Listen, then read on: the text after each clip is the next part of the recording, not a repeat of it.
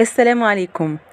أول رواية ليا رواية خمسة اللي نزلت لأول مرة في معرض القاهرة الدولي للكتاب اللي فات، موجودة دلوقتي في معرض الإسكندرية للكتاب في جناح دار ديوان العرب للنشر والتوزيع في الفترة من 28 يوليو لحد 6 أغسطس.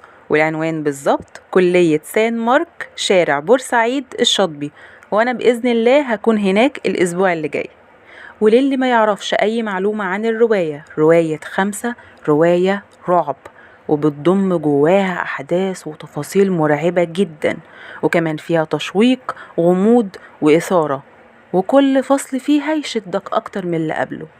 الرواية بتحكي عن 5 إخوات، أولاد وبنات، اتربوا في ظروف خاصة شوية، بس كانت حياتهم ماشية بشكل عادي ومستقر لحد ما بيحصل حدث غريب بيقلب حياتهم 180 درجة، وبتبدأ تظهر على كل واحد فيهم تصرفات غريبة بشعة مرعبة.